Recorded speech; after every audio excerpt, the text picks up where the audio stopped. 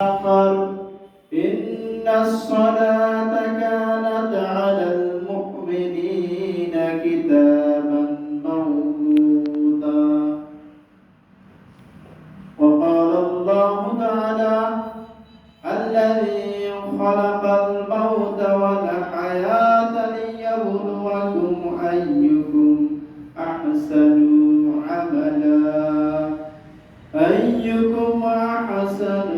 عملا وهو العزيز الغفور.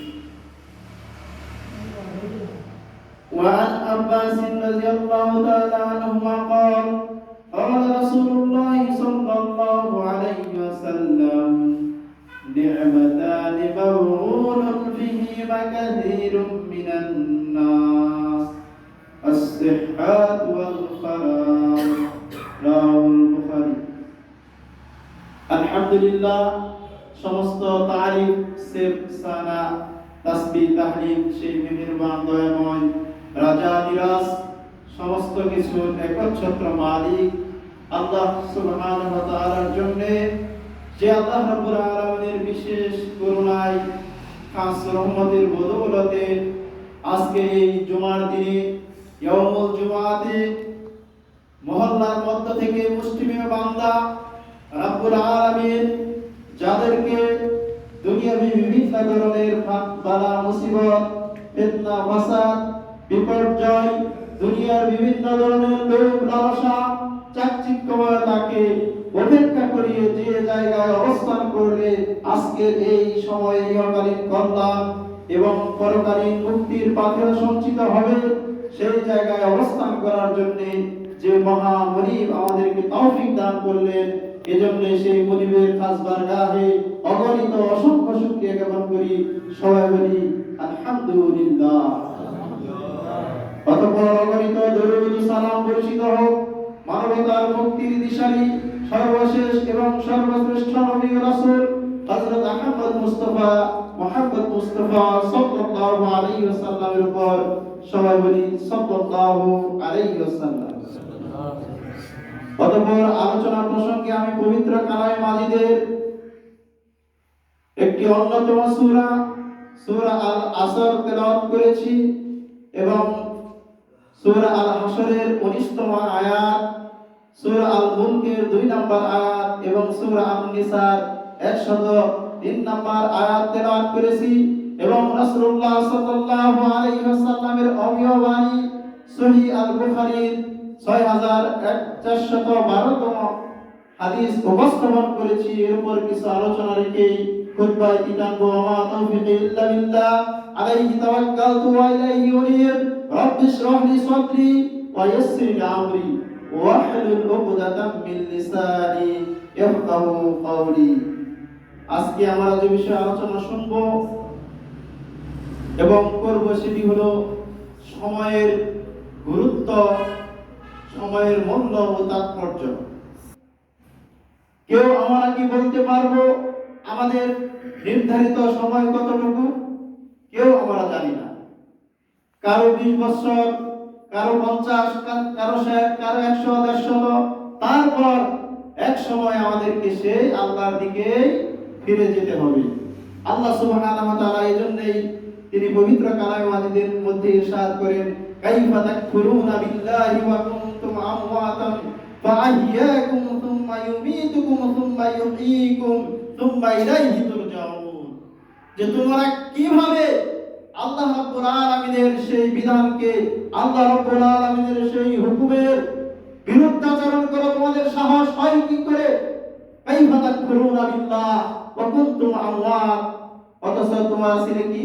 মৃত, তোমাদের কোনো অস্তিত্বই ছিল না। সেখান থেকে তিনি সেই মহামনিব আল্লাহ সুবহানাহু ওয়া তাআলা তোমাদেরকে নির্ধারিত নির্দিষ্ট পদ্ধতিতে জীবিত করেছেন, এই পৃথিবীতে পাঠিয়েছেন, এই পৃথিবীতে সর্বশ্রেষ্ঠ মাখলুক হিসেবে প্রেরণ করেছেন। আবার একটা নির্ধারিত সময়ে তোমরা এখান থেকে পাড়ি জমাবে, আবার তোমাদেরকে জীবিত করবেন সেই মহান মনিব আল্লাহ সুবহানাহু ওয়া তাআলা। তার হাতে সমস্ত কিছু চাবিকাঠি। সময় আমরা জানি না, একটা নামাজের সময় ফজর, যোহর, আসর, মাগরিব, এশা, এই আসর হলো সময়, এই সময়ের কসম করে আল্লাহ রাব্বুল আলামিন বলছেন ওয়াল আস, সময়ের কসম, ইন্নাল ইনসানা লাফি খুস, নিশ্চয় মানুষ লাফি খুস, ক্ষতির মধ্যে নিমজ্জিত রয়েছে, ক্ষতির মধ্যে তারা হাবুডুবু খাচ্ছে। এখানে আল্লাহ রাব্বুল আলামিন দুনিয়ার সমস্ত মানুষকে তিনি একত্র করেছেন। এখানে তিনি কি করেননি, কে হিন্দু, কে খ্রিস্টান, কে বৌদ্ধ, কে কোন ধর্মের, কে মুসলিম, এখানে কোনো তিনি বিভাজন করেননি। সমস্ত দুনিয়ার যত মানুষ রয়েছে, মানুষ রূপী যারা সমস্ত ইনসানকে আল্লাহ রাব্বুল আলামিন তিনি এখানে নিয়ে এসেছেন। কিন্তু সমস্ত মানুষই ক্ষতিগ্রস্ততার মধ্যে পতিত। এখান থেকে আবার তিনি কিছু মানুষকে বেছে নিচ্ছেন। পরবর্তী আয়াত আল্লাহ রাব্বুল আলামিন বলেন ওয়াল আসরি ইন্নাল ইনসানা লাফি খুস ইল্লাল্লাযীনা আমানু ওয়া আমিলুস সলিহাতি ওয়া তাওয়াসাউ বিল হাক্কি ওয়া তাওয়াসাউ বিস সবর। কিন্তু তারা ব্যতীত যে সমস্ত মানুষেরা, যে সমস্ত বান্দারা, আল্লাহর বান্দারা কি করতে পেরেছে, এই চারটি গুণে গুণান্বিত হতে পেরেছে, তারা ব্যতীত তারা ক্ষতিগ্রস্ততার মধ্যে পতিত হয়। তারা কারা? ইল্লাল্লাযীনা আমানু, যারা ঈমান আনতে পেরেছে, যাদের ঈমান রয়েছে কার প্রতি? আল্লাহ সুবহানাহু ওয়া তাআলার প্রতি। এবং আল্লাহ রাব্বুল আলামিন যে সমস্ত বিষয়ের প্রতি তার দৃঢ় বিশ্বাস আরোপ করার জন্য বলেছেন, সেই ঈমানে শাখা প্রশাখা যে রয়েছে আমরা জানি, ঈমানে মুফাসসাল, ঈমানে মুজমাল, এখানে বেশ কয়েকটি বিষয়ে আলোচনা করা হয়েছে। এই বিষয়ে যাদের ঈমান রয়েছে তারা ক্ষতিগ্রস্ততার মধ্যে নিমজ্জিত নয়।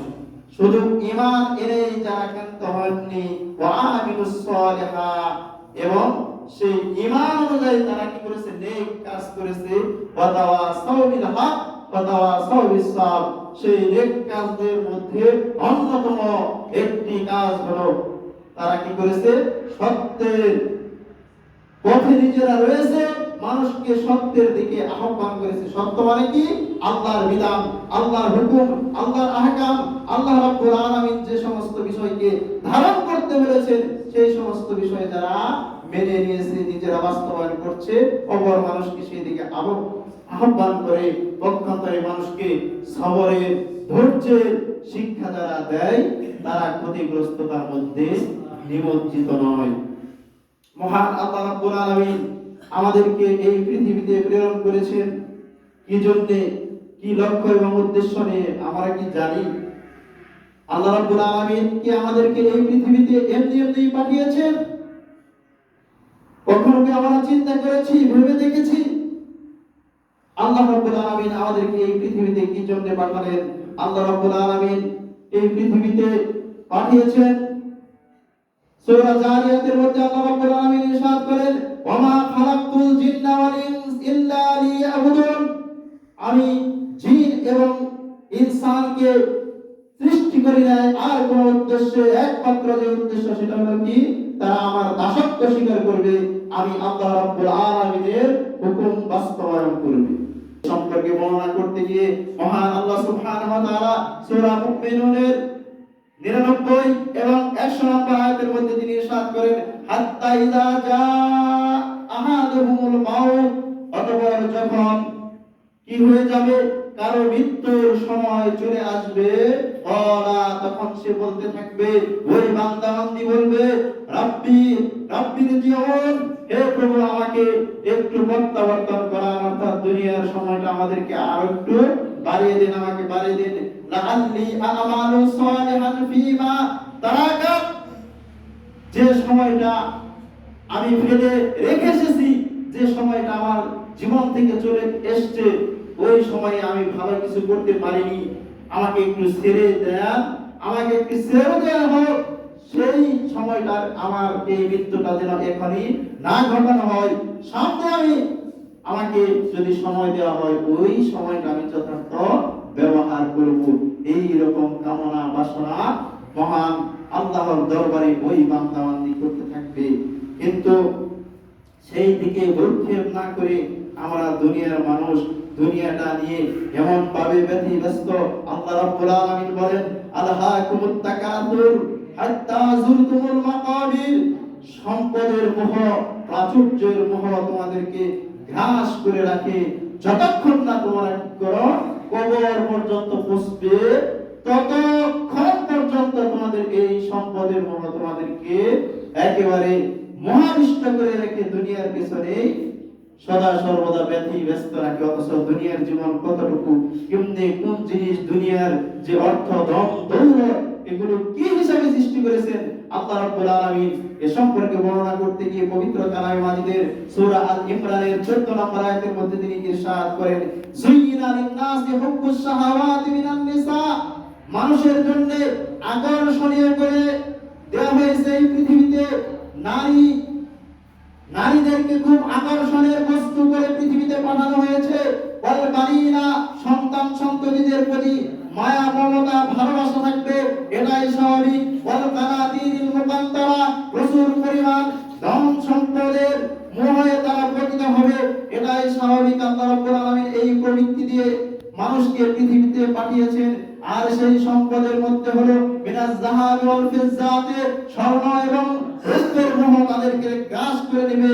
ওয়াল খাইলিল মুসাওয়ামা, এবং চিহ্নিত ঘোড়ার প্রতি তাদেরকে মোহাবিষ্ট থাকবে। ওয়াল আনআমে, চতুষ্পদ জন্তুর প্রতি। ওয়াল হারসে, এবং আবাদি ফসলাদির প্রতি তাদের মোহ থাকবে। এটাই আল্লাহ রাব্বুল আলামিনের কথা। পরবর্তীতে আল্লাহ রাব্বুল আলামিন বলছেন, যালিকা মাতাউল হায়াতিদ দুনিয়া, এই সমস্ত বিষয় হলো দুনিয়ার জীবনের ভোগ বিলাস সামগ্রী মাত্র, এছাড়া আর কিছুই নয়। বিভিন্ন মনীষীগণ বিভিন্ন ভাবে ইরশাদ করেছেন। আরবিতে প্রবাদ বাক্য এসেছে, আল ওয়াক্তু লা ইয়ান্তাজিরু লি আহাদিন, সময় কারো জন্য অপেক্ষা করে না। ইংরেজিতে আমরা জানি time and time wait for none, সময় এবং নদীর স্রোত কারো জন্য অপেক্ষা করে না।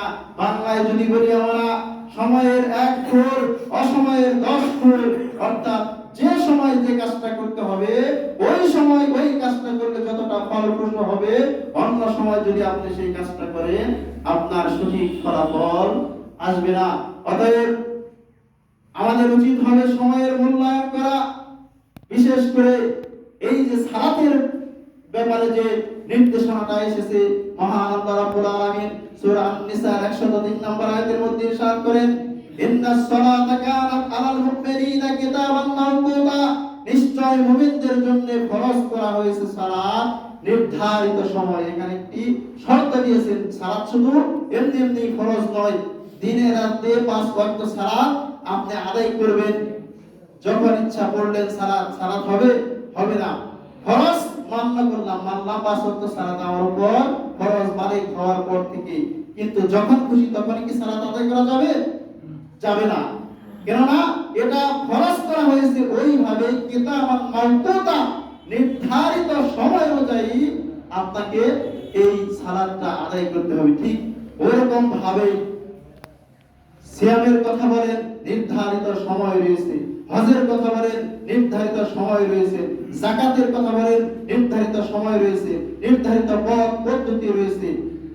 অতএব এই নির্ধারিত সময় ব্যতিরেকে যদি আমরা সেটাকে মূল্যায়ন করার চেষ্টা করি, যথার্থ ফলাফল আমরা কখনোই পাবো না।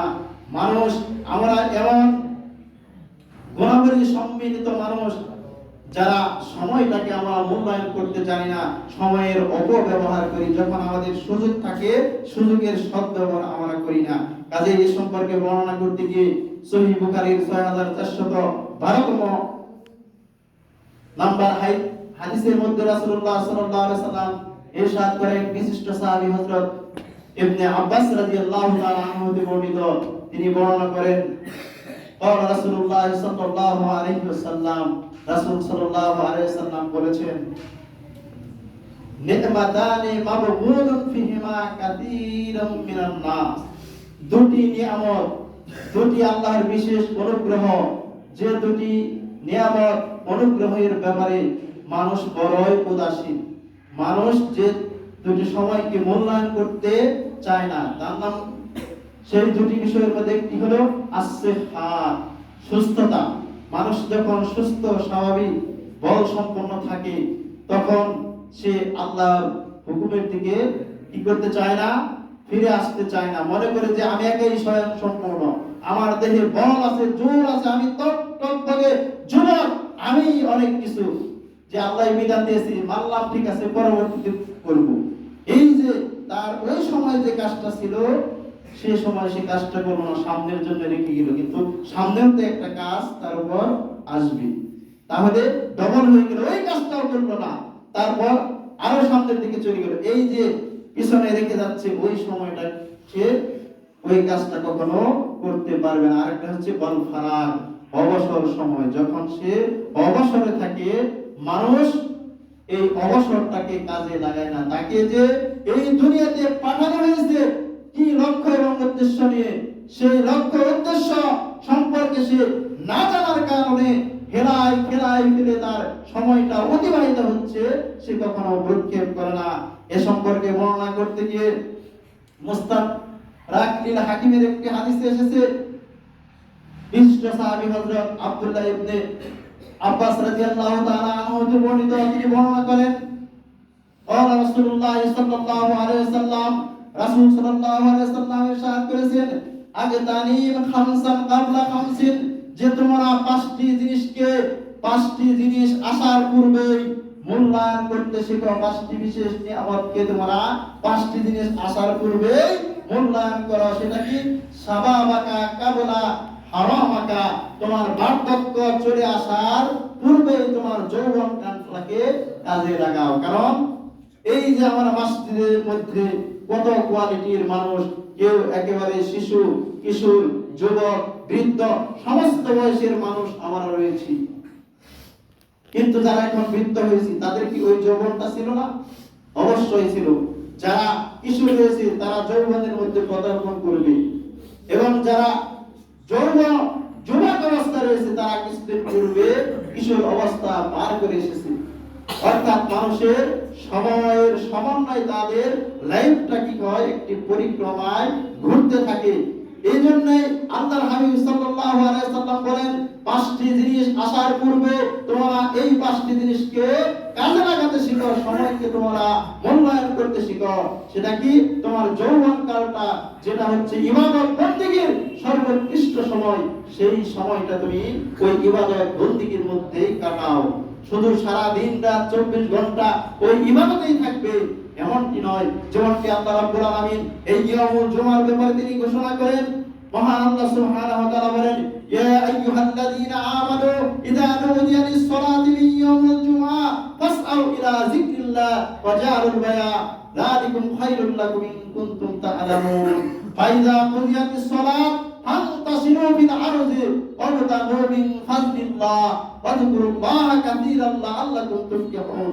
যে তোমরা জুমার দিনে যখন তোমাদেরকে জুমার সালাতের আযান দেওয়া হয়, তোমরা দ্রুত ধাবমান হও সালাতের দিকে, আল্লাহর জিকিরের দিকে। অতঃপর যখন সালাতটা শেষ হয়, তোমরা জমিনে ছড়িয়ে পড়ো। অর্থাৎ যার যে কাজ কর্ম রেখে এসেছো, সেগুলো তারা তোমরা জীবিকা নির্বাহের জন্য বেরিয়ে যাও। সুতরাং আমাদের শুধু সমস্ত সময় আল্লাহর ইবাদতে মশগুল থাকতে হবে এমনটি নয়। আপনি আল্লাহর হুকুমটা বাস্তবায়ন করে যে কাজ করলেন, জীবিকা নির্বাহ করলেন, যে জীবিকার দ্বারা আপনার স্ত্রী, পুত্র, সন্তান আদি পিতা মাতাকে আপনি ভরণ পোষণ করলেন, যদি আপনার আসল কাজটা করে থাকেন, আল্লাহর হুকুমটা পালন করেন, তাহলে ওই কাজও আপনার জন্য কি হবে? ইবাদত হিসেবে পরিগণিত হবে। যেমনটি একটা জিনিস কিনলে পরে অপর একটা জিনিস কি হয়? ফ্রি দেয়। এই জন্য আমরা দেখি না, বিভিন্ন কিছুতে ছাড় থাকে, এই জিনিস কিনলে ওই জিনিসটা কি করা হবে? সেটার সাথে ফ্রি দেওয়া হবে বা ছাড় দেওয়া হবে। কিন্তু ওই মূল জিনিসটাই যদি আপনি না কিনেন, ক্রয় করেন, তাহলে কি ফ্রিটা পাওয়া যাবে? কখনো কখনো দেবে না। ঠিক অনুরূপভাবে আল্লাহর বিধানকে যদি আপনি আগে সেটাকে অগ্রাধিকার দেন, গুরুত্ব দেন, পালন করেন, অন্যান্য যে আপনার ব্যক্তিগত কাজ এই জীবনের, সেগুলো আপনার জন্য ইবাদত হিসেবে পরিগণিত হবে। তাহলে কতটা সুবর্ণ সুযোগ আল্লাহ রাব্বুল আলামিন আমাদেরকে দিয়েছেন। যে কথা বলতেছিলাম যে পাঁচটি জিনিসের পূর্বে পাঁচটি জিনিসকে মূল্যায়ন করা উচিত। যৌবনকালকে মূল্যায়ন করা উচিত বার্ধক্য আসার পূর্বে। ওয়াসিহহাতাকা কাবলা সাকামিকা, যে তোমার অসুস্থতা আসার পূর্বে তোমার সুস্থতাটাকে কাজে লাগাও। ওয়া গিনাকা কাবলা ফাকরিকা, তোমার যখন সচ্ছলতা অবস্থা থাকে, তুমি যে ফকির দরিদ্র হওয়ার পূর্বে তোমার ওই সচ্ছল অবস্থাটাকে কাজে লাগাও। অফারাগাকা কাবলা শুগলিকা, তোমার ব্যস্তময় জীবন চলে আসার পূর্বে যখন তুমি ফ্রি অবসর সময় থাকো, ওই সময়টা তুমি কাজে লাগাও। ওয়া হায়াতাকা কাবলা মাউতিকা, তোমার এই জীবনটা কাজে লাগাও তোমার মৃত্যু আসার পূর্বে।